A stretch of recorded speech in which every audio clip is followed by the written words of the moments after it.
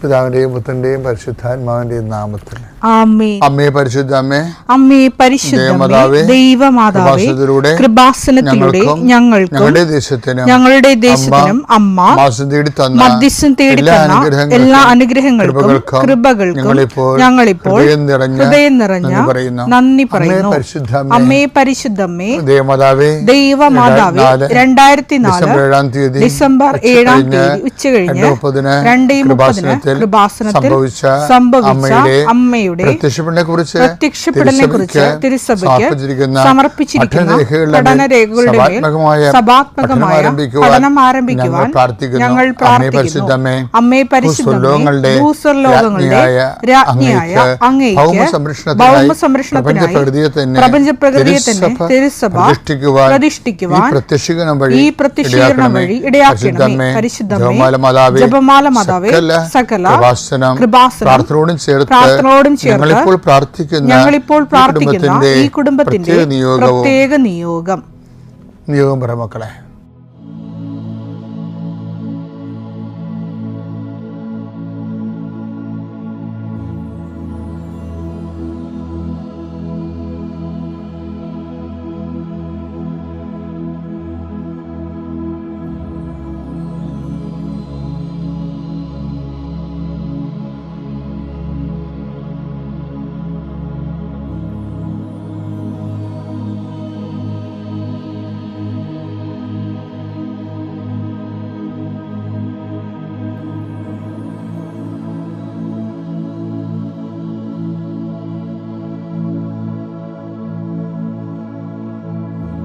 അമ്മയുടെ പ്രത്യക്ഷീകരണത്തിന്റെ ഈ അനുഗ്രഹവേളയിൽ ഞങ്ങൾക്ക് സാധിച്ചു തരുവാൻ കനിയണമേ. ആമേൻ.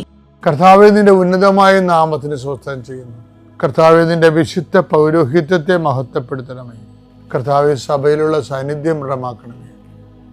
39 വർഷം ഞാൻ അർപ്പിച്ച കൃപാന്റെ യുഗതിയാൽ കൃപാസ്ഥാന ജീവനോടെ പ്രത്യക്ഷപ്പെട്ട മാതാവിന്റെ മാധ്യസ്ഥയിൽ അത്താറയിൽ നടന്ന 10,000-കണക്കിന് ആരാധന ശക്തിയാൽ കർത്താവ് ഈ പ്രഭാതത്തിലെ അങ്ങയുടെ മക്കളെ കാത്തു കൊതിച്ചിരിക്കുകയാണ്. ഈശോയെ, നിന്റെ വലതുകരത്തിൻ്റെ ഒരാശീർവാദം കിട്ടാൻ വേണ്ടി കർത്താവ് ഇന്ന് യാത്രയ്ക്ക് ഒരുങ്ങുന്ന ഓരോ മക്കളുണ്ട്. ഓരോ ഉദ്യമങ്ങളിലൂടെ മനസ്സിൽ വിചാരിച്ചുകൊണ്ട് പോണവരുണ്ട്. ഓരോ ലക്ഷ്യങ്ങൾ മനസ്സിൽ വെച്ച് പോകുന്നവരുണ്ട്. കർത്താവേ, നിന്റെ തിരുമുറുവാർന്ന് ആണിപ്പെടുതാന്ന് വലതുകരം മക്കളുടെ ശിരസ് വെക്കണമേ. അവർ പോകുന്നിടത്തേക്കല്ല, നീ പോകുന്നിടത്തേക്കെല്ലാം ഞാൻ നിന്റെ കൂടെ വരുമെന്ന് കർത്താവ് അങ്ങ് പറഞ്ഞിട്ടുണ്ടല്ലോ. ഈശോയെ, അങ്ങയുടെ സഞ്ചാര സാന്നിധ്യം അങ്ങയുടെ മക്കളുടെ കൂടെ ഉണ്ടായിരിക്കണമെന്ന് പ്രാർത്ഥിക്കുന്നു. കർത്താവ്, നിന്റെ ഉന്നതമായ നാമത്തിന് സ്തോത്രം ചെയ്യുന്നു. മക്കളില്ലാത്തവരെ ഓർത്ത് പ്രാർത്ഥിക്കുന്നു. ഈശോയെ, ആശുപത്രി കിടക്കുന്നവരെ ഓർത്ത് പ്രാർത്ഥിക്കുന്നു. ഓരോ ബിസിനസ് ചെയ്തിട്ട് തകർന്നു പോകുന്നവരെ കർത്താവ്, ഇന്നെങ്കിലും 10 പൈസ കിട്ടുക ഈശോയെ. കച്ചവടം ചെയ്തിട്ട് നിവൃത്തിയില്ലാതിരിക്കുന്നവരുണ്ട്. കന്യൻ്റെ കയ്യിൽ പൈസ അകപ്പെട്ടു പോയവരുണ്ട്. അത് തിരക്കി പോകുന്നവരും ചോദിക്കാൻ പോകുന്നവരുണ്ട്. അപ്പം അവരെല്ലാം അവരുടെ ഉദ്യമങ്ങളെല്ലാം കർത്താവ്, കൊച്ചു തോബിയാസിനെ നീ വിട്ടില്ലേ കടങ്ങൾ തിരിച്ചു കിട്ടി മേടിക്കാൻ വേണ്ടി. അതുപോലെ അന്ന് റാഫേൽ മാലാഖനൊക്കെ നീ കൂടെ വിട്ടില്ലേ ഞങ്ങൾക്ക് നഷ്ടപ്പെട്ടത് തിരിച്ചു വിട്ടാൻ മേടിക്കാൻ വേണ്ടി വിടുന്നവരുടെ കൂടെ പരിശുദ്ധമ്മയെ നീ കൂടെ വിടണമെന്ന് പ്രാർത്ഥിക്കുന്നു. ഈശോ കർത്താവേ, ഉദ്യോഗത്തിൻ്റെ കാര്യത്തിന് വേണ്ടി പോകുന്നവരുണ്ട്, പഠന കാര്യങ്ങൾക്ക് വേണ്ടി പോകുന്നവരുണ്ട്, ജീവിത വ്യാപാരങ്ങൾക്ക് സാമ്പത്തിക കാര്യങ്ങൾക്ക് വേണ്ടി പോകുന്നവരുണ്ട്, ജോലി സംബന്ധമായ കാര്യങ്ങൾക്ക് വേണ്ടി പോകുന്നത് അവരുടെ എല്ലാം കർത്താവിന് തിരുസേന സമർപ്പിക്കുന്നു. ടെസ്റ്റ്, ഇൻ്റർവ്യൂ, പരീക്ഷ, അതുപോലെ ഏജൻസി, ക്രയവിക്രയങ്ങൾ, ജീവിതമാർഗങ്ങൾ, വിദൂര യാത്രകൾ, അങ്ങനെ ബന്ധുത്വം മുറക്ക് പോകുന്ന വിവാഹയാത്രകൾ, ഈശോയെ എവിടെയെല്ലാമൊക്കെ പോകുന്നു അവിടെയെല്ലാം അങ്ങയുടെ മക്കളുടെ കൂടെ നീ ഉണ്ടാകണമേ എന്ന് പ്രാർത്ഥിക്കുന്നു. ഇന്നത്തെ മുഴുവൻ യാത്രകളിൽ കർത്താവ് നിൻ്റെ കൂടെ ഉണ്ടാവുകയും മാതാവ് നിൻ്റെ വലതുകരം ഗ്രഹിക്കുകയും സഞ്ചാരി മാതാവ് രാത്രി നീ തിരികെ വരുമ്പോൾ നിന്നെ ആരോഗ്യത്തോടെയും സമാധാനത്തോടെയും സുരക്ഷിതമായി ദൈവം നിന്നെ തിരികെ എത്തിക്കുകയും ചെയ്യട്ടെ. നിത്യം പിതാവും പുത്രനും പരിശുദ്ധാത്മാവും നീക്കുവാമേ. വിശ്വാസ പ്രമാണം.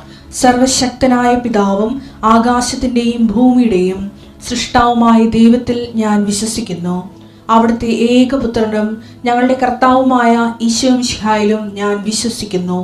ഈ പുത്രൻ പരിശുദ്ധാത്മാവിനാൽ ഗർഭസ്ഥനായി കന്യകാമറിയത്തിൽ നിന്ന് പിറന്ന് പൊന്തിയോസ് പീലാത്തോസിന്റെ കാലത്ത് പീഡകൾ സഹിച്ച് കുരിശിൽ തറയ്ക്കപ്പെട്ട് മരിച്ച് അടക്കപ്പെട്ട് പാതാളങ്ങളിൽ ഇറങ്ങി മരിച്ചവരുടെ ഇടയിൽ നിന്ന് മൂന്നാം നാൾ ഉയർത്ത് സ്വർഗത്തിലേക്ക് എഴുന്നള്ളി സർവശക്തിയുള്ള പിതാവായ ദൈവത്തിന്റെ വലതുഭാഗത്തിരിക്കുന്നു. അവിടെ നിന്ന് ജീവിക്കുന്നവരെയും മരിച്ചവരെയും വിധിക്കുവാൻ വരുമെന്നും ഞാൻ വിശ്വസിക്കുന്നു. പരിശുദ്ധാത്മാവിലും ഞാൻ വിശ്വസിക്കുന്നു.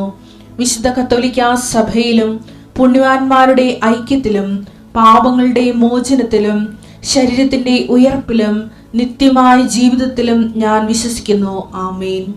സ്വർഗ്ഗസ്ഥനായ ഞങ്ങളുടെ പിതാവേ, അങ്ങയുടെ നാമം പൂജിതമാകണമേ. അങ്ങയുടെ രാജ്യം വരണമേ. അങ്ങയുടെ തിരുമനസ് സ്വർഗത്തിലെ പോലെ ഭൂമിയിലും ആകണമേ. അന്നു വേണ്ടുന്ന ആഹാരം ഇന്ന് ഞങ്ങൾക്ക് തരണമേ. ഞങ്ങളോട് തെറ്റ് ചെയ്യുന്നവരോട് ഞങ്ങൾ ക്ഷമിക്കുന്നത് പോലെ ഞങ്ങളുടെ തെറ്റുകൾ ഞങ്ങളോടും ക്ഷമിക്കണമേ. ഞങ്ങളെ പ്രലോഭനത്തിൽ ഉൾപ്പെടുത്തരുതേ, തിന്മയിൽ ഞങ്ങൾ രക്ഷിക്കണമേ. ആമേൻ. നന്മ നിറഞ്ഞ മറിയമേ, സ്വസ്തി. കർത്താവ് അങ്ങയുടെ കൂടെ സ്ത്രീകളിൽ അങ്ങ് അനുഗ്രഹിക്കപ്പെട്ടവളാകുന്നു. അങ്ങയുടെ ഉദരത്തിൻ ഫലമായി ഈശോ അനുഗ്രഹിക്കപ്പെട്ടവനാകുന്നു. പരിശുദ്ധ മറിയമേ, തമ്പുരാന്റെ അമ്മേ, പാപികളായ ഞങ്ങൾക്ക് വേണ്ടി ഇപ്പോഴും ഞങ്ങളുടെ മരണസമയത്തും തമ്പുരാനോട് അപേക്ഷിക്കണമേ. ആമേൻ. എൻ്റെ പ്രിയപ്പെട്ടവരെ, ഈശോ കൈകാര്യം ചെയ്ത സബ്ജക്റ്റാണ് കളകൾ. മത്തായിയുടെ സുവിശേഷം 13:27 എടുത്തേ. വേലക്കാർ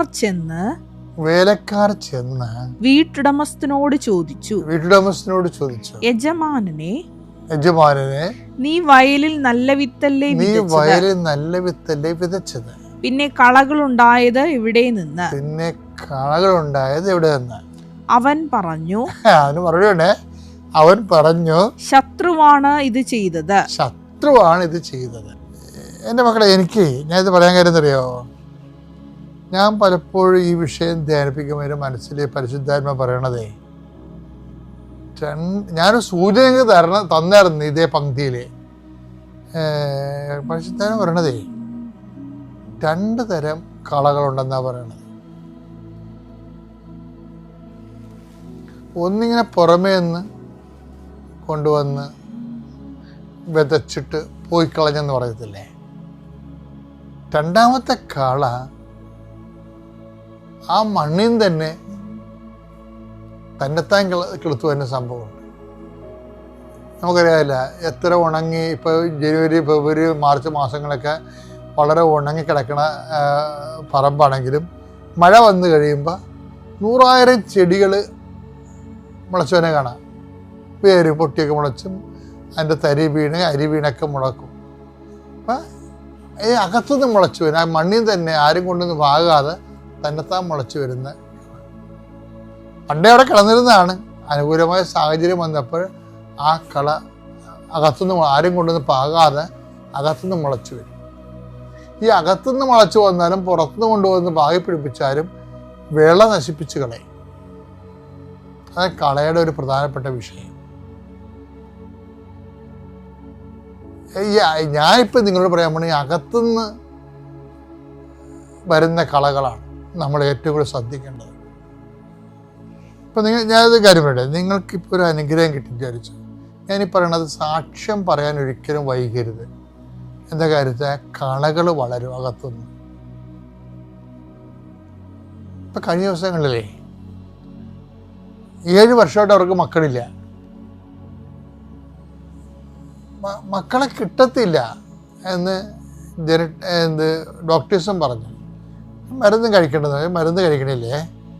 പക്ഷെ അവർ ഉടമ്പടി എടുത്തു കഴിഞ്ഞപ്പോൾ അവർക്ക് ഒറ്റ പ്രസവത്തിൽ 1 മാസം തന്നെ കഴിഞ്ഞപ്പോൾ തന്നെ പ്രഗ്നൻ്റായി. അവർക്ക് ഒറ്റ പ്രസവത്തിൽ 3 കുഞ്ഞുങ്ങളെ കിട്ടി. അവരിപ്പോൾ ഒന്ന് സാക്ഷ്യം പറഞ്ഞില്ലെങ്കിൽ എന്ത് പറ്റും? കുറച്ച് കഴിയുമ്പോൾ കളകൾ പണ്ടിതുപോലെ ഈ നമ്മുടെ ഇടത്തുവായി നിന്ന് ഞാൻ ഒരു കുഞ്ഞുങ്ങളെ എടുത്തു തുടങ്ങിക്കാൻ വന്നായിരുന്നു ഇവിടെ. അപ്പോൾ അവർക്ക് 14 കൊല്ലമായിട്ട് മക്കളില്ലായിരുന്നു. ഉടമ്പടി എടുത്തപ്പോൾ അവർക്ക് 3 കുഞ്ഞുങ്ങളെ കിട്ടി. അപ്പം ഞാൻ അവരോട് അവർ തുടങ്ങിക്കാൻ വന്ന് കുഞ്ഞിനങ്ങളാണ്. അപ്പം ഞാൻ ഇതുവരെ സാക്ഷ്യം പറഞ്ഞില്ലേ? ആ പറഞ്ഞത് ഞങ്ങൾ വരുവച്ചാന്ന് പറയും, ഇതുവരെ കണ്ടിട്ടില്ല. അതെന്താ സംഭവം?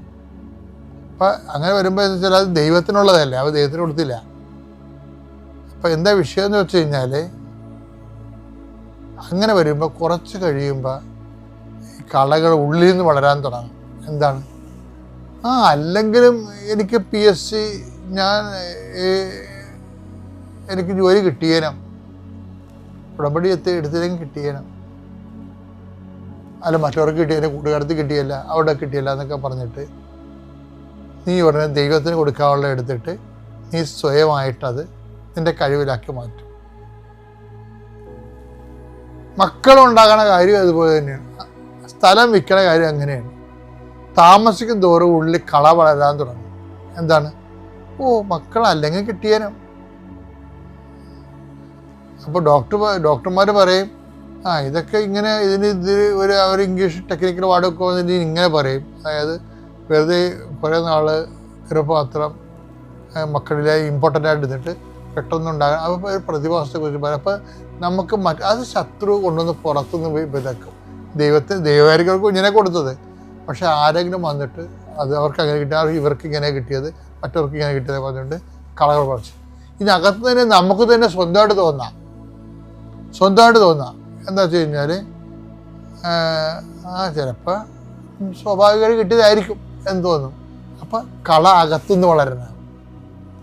എപ്പോഴും ഒരിക്കലും ശ്രദ്ധ ചെയ്യണം, ദൈവത്തിന് കൊടുക്കേണ്ടത് സ്വന്തമായിട്ട് എടുത്ത് ഉപയോഗിക്കരുത്. റോമ 1:21 എടുത്തേ. അവർ ദൈവത്തെ അറിഞ്ഞിരുന്നെങ്കിലും അവിടുത്തെ ദൈവമായി മഹത്വപ്പെടുത്തുന്നതിന് അവിടത്തേക്ക് നന്ദി പ്രകാശിപ്പിക്കുന്നതിനും ചെയ്തില്ല. മറിച്ച് അവരുടെ യുക്തി വിചാരങ്ങൾ നിഷ്ഫലമായി തീരുകയും വിവേകരഹിതമായ ഹൃദയം അന്ധകാരത്തിൽ ആണ്ടുപോവുകയും ചെയ്യും. എന്താണ് സാക്ഷ്യം പറയാതിരുന്നുള്ള കുഴപ്പം? അതാ കുറച്ച് കഴിയുമ്പോൾ സ്വന്തം ക്രെഡിറ്റാണെന്ന് വിചാരിക്കുക. അതാണ് ഉള്ളിൽ നിന്ന് വളരുന്ന കള. അതുകൊണ്ട് ഏറ്റവും നല്ലത് ദൈവാനുഗ്രഹം കിട്ടിയാൽ നമുക്കറിയാൻ പറ്റും. അപ്പോൾ തന്നെ ദൈവത്തെ മഹത്വപ്പെടുത്തി നമ്മുടെ കടമ നിർവഹിക്കണം, അല്ലെങ്കിൽ അത് കടമായിട്ട് മാറും. അത് ദൈവത്തെ മഹത്വപ്പെടുത്തി അത് 10 മനുഷ്യരോട് നീ പറയണം. ഉടമ്പടി എടുത്താണെങ്കിൽ നീ കൃപാസനം അൾത്താരോ എന്ന് പറയണം.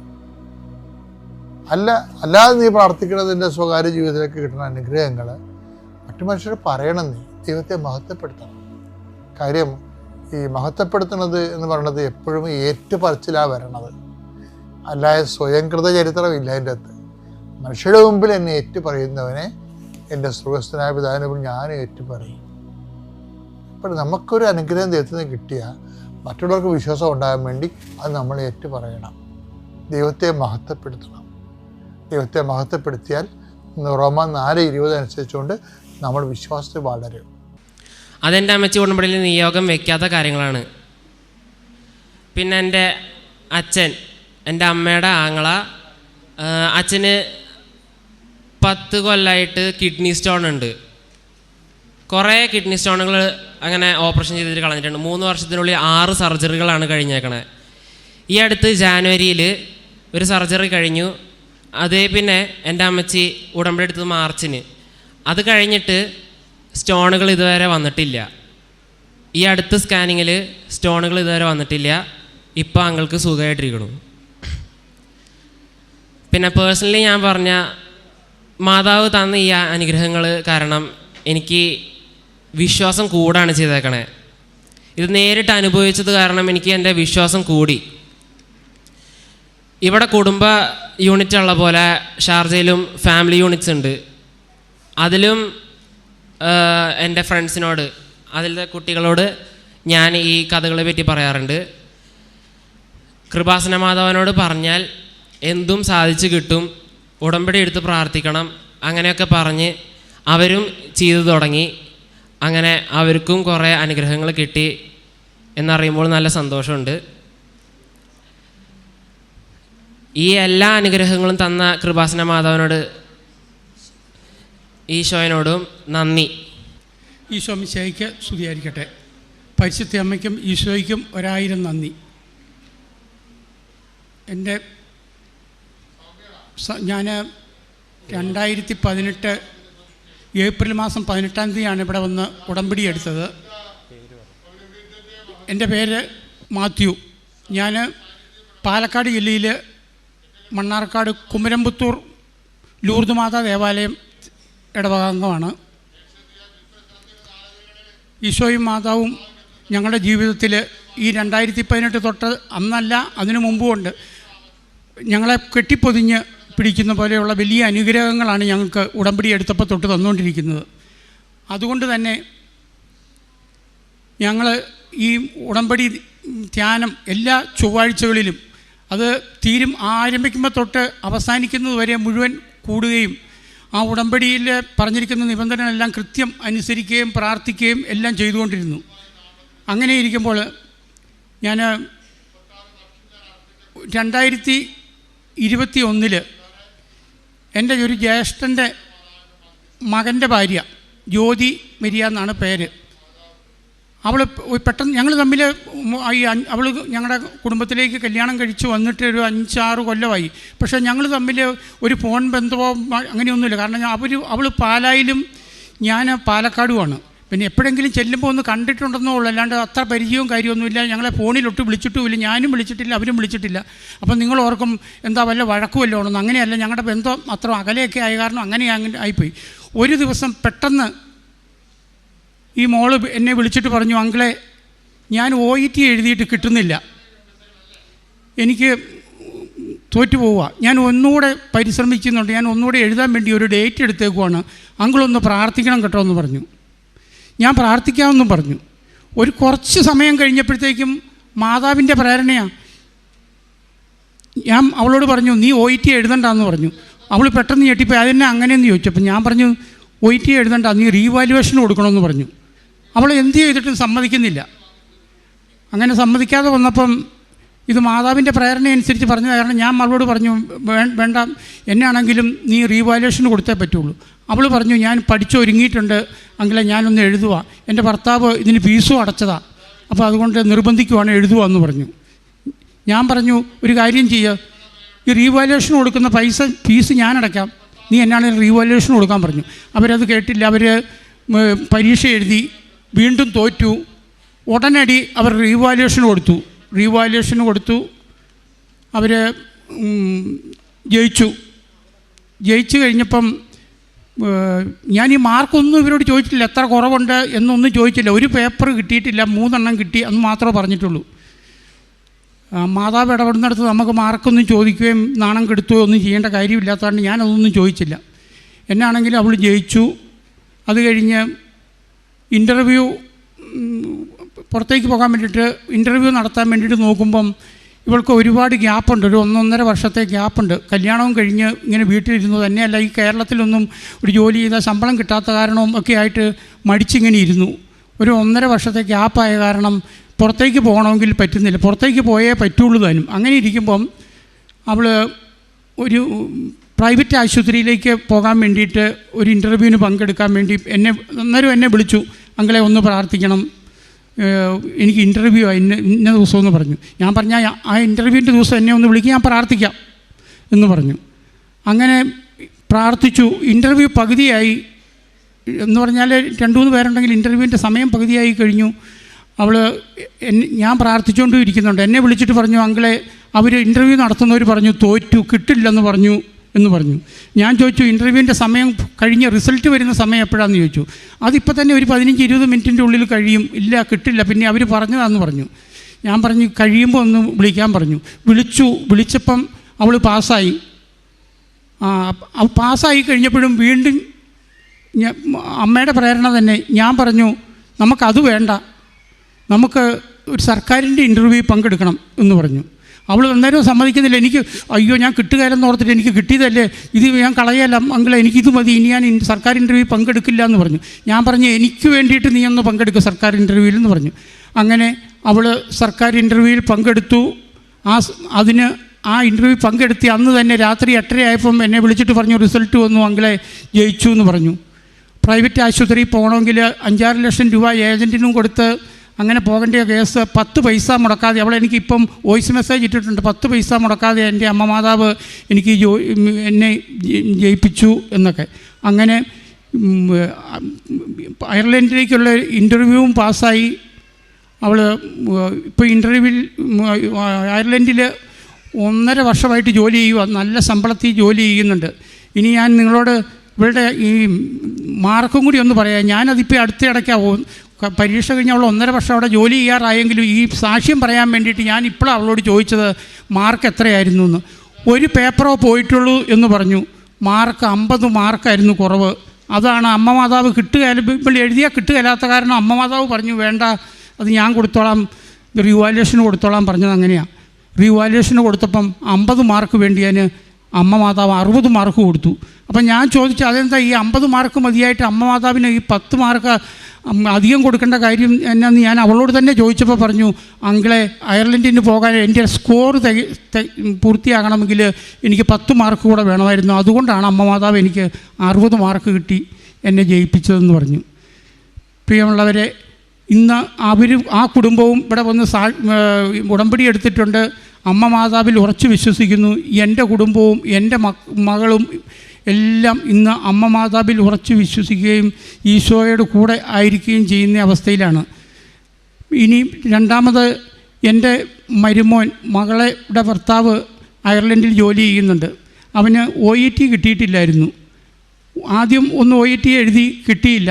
രണ്ടാമത്തെ OETക്ക് ഞാനിവിടെ ഉടമ്പടിയിൽ ഇവൻ്റെ പേര് വെച്ചു ഉടമ്പടി കിട്ടാൻ വേണ്ടിയിട്ട്. രണ്ടാമത്തെ ഉടമ്പടി OET എഴുതിയപ്പോൾ അവനും OET കിട്ടി. പിന്നെ എൻ്റെ മോള് അവിടെ അയർലൻഡിൽ ഡ്രൈവിങ് പഠിച്ചുകൊണ്ടിരിക്കുമ്പം എന്നെയും വിളിച്ച് പറഞ്ഞു അപ്പച്ചാ ഇവിടുത്തെ ലൈസൻസ് കിട്ടണമെങ്കിൽ ഭയങ്കര പാടാ കേട്ടോ എന്ന് പറഞ്ഞു. ഞങ്ങൾ ഇവിടെ ഉടമ്പടി വെച്ചു. അമ്മ മാതാവിനോട് ഇവൾക്ക് ആദ്യത്തെ അറ്റംപ്റ്റിൽ തന്നെ ജയിക്കണം എന്നും പറഞ്ഞ്. പക്ഷേ ടെസ്റ്റിൻ്റെ അന്ന് ഇവൾ വണ്ടി ഓടിച്ചുകൊണ്ടിരിക്കുമ്പോൾ എന്തോ ഒരു ചെറിയ പിഴവ് പറ്റി അവൾ ആകെ സ്റ്റക്കായിപ്പോയി. പെട്ടെന്ന് പിന്നെ അവൾ ഞങ്ങളോട് പറഞ്ഞു, ഞാനല്ല ഓടിച്ചത്, അമ്മ മാതാവാണ് ഓടിച്ചത് എന്ന് പറഞ്ഞു. എന്നാണെങ്കിലും ആദ്യത്തെ ഇതിൽ തന്നെ അവൾക്ക് ഡ്രൈവിംഗ് ലൈസൻസും കിട്ടി. പിന്നെ എൻ്റെ ഭാര്യ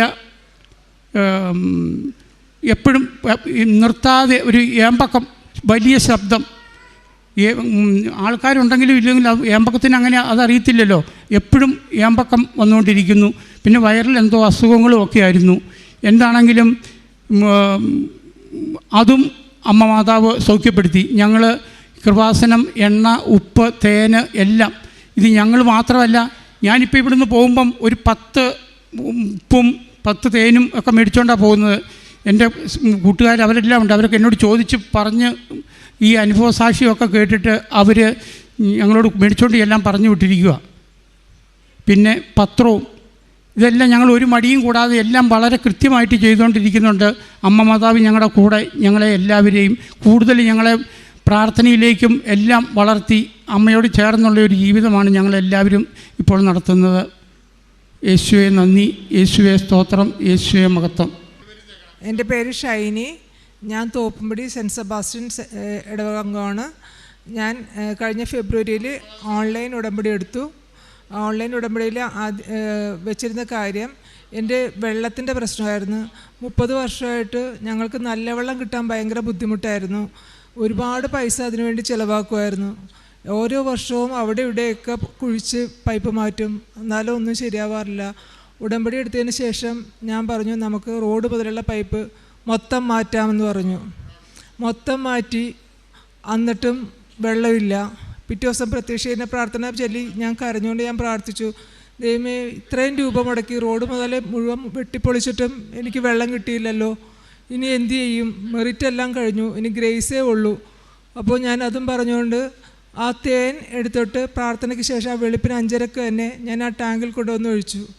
പിറ്റേ ദിവസം പണിക്കാർക്ക് നിരാശയോടെ തന്നെ അവർ പണിസാധനങ്ങളെടുത്ത് പോകാൻ വേണ്ടി പോയതാണ്. അവരവസാനം പറഞ്ഞു, ചേച്ചി ഞങ്ങൾ ഒന്നുകൂടി ഒന്ന് നോക്കട്ടെ എന്ന് പറഞ്ഞു. അപ്പോൾ എൻ്റെ പ്രാർത്ഥനയുടെ ഫലമായിട്ട് അവർക്ക് ആ ഡിഫക്റ്റ് എന്താണെന്ന് കണ്ടുപിടിക്കാൻ സാധിക്കുകയും അവരത് പെട്ടെന്ന് നിമിഷം കൊണ്ടത് ശരിയാക്കുകയും ഇന്ന് ഞങ്ങൾക്ക് വെള്ളം നിറഞ്ഞു പോവുകയാണ് ടാങ്കിൽ. അങ്ങനത്തെ വലിയൊരു അനുഗ്രഹം ദൈവം ഞങ്ങൾക്ക് തന്നു. എനിക്ക് കഴിഞ്ഞ 2-3 വർഷമായിട്ട് ചെറിയതായിട്ട് യൂറിൻ ബ്ലാഡറും യൂട്രസും ഒക്കെ ഇറങ്ങുന്ന ഒരു അസുഖം ഉണ്ടായിരുന്നു. അപ്പോൾ സ്റ്റെൻറ്റ് ഇടണം എന്നൊക്കെ പറഞ്ഞു. പക്ഷെ എനിക്ക് ഡോക്ടറിൻ്റെ അടുത്ത് പോകലും മരുന്ന് കഴിക്കലും ഒക്കെ ഇച്ചിരി മടിയുള്ള കാര്യമാണ്. ഞാൻ ഇവിടെ വന്ന് ഉടമ്പടിയിൽ അതും ഞാൻ വെച്ചിരുന്നു. അതും എനിക്ക് മാറ്റി തന്നു. ഇപ്പം എനിക്ക് യാതൊരു കുഴപ്പമില്ല. യൂറിൻ അപ്പോൾ പോകാനായിട്ട് പോയിക്കൊണ്ടിരിക്കുമായിരുന്നു. അതെല്ലാം മാറി. പിന്നെ ഞാൻ ഇവിടെ വരാനായിട്ട് എനിക്ക് ഒറ്റയ്ക്ക് വരാനായിട്ട് ഇച്ചിരി ബുദ്ധിമുട്ടായിരുന്നു. അപ്പോൾ ഞാൻ പ്രാർത്ഥിച്ചു, എനിക്കൊരു 2 വീലർ ഒന്ന് മെയിൻ റോട്ടിൽ കൂടി ഓടിക്കാനുള്ള ധൈര്യം കിട്ടാൻ എനിക്ക് എപ്പോഴും വേണമെങ്കിലും വന്ന് മാതാവിനെ കാണാമല്ലോ എന്ന് പ്രാർത്ഥിക്കുമായിരുന്നു. അതെനിക്ക് സാധിച്ചു തന്നു. ഇപ്പം ഞാൻ വെളുപ്പിന് 5:30 ഓഫീസിലത്തെ ടൈം കഴിഞ്ഞിട്ടോ ഒക്കെ ഓടി വന്നിട്ട് മാതാവിൻ്റെ അടുത്തൊന്ന് പ്രാർത്ഥിക്കുമായിരുന്നു.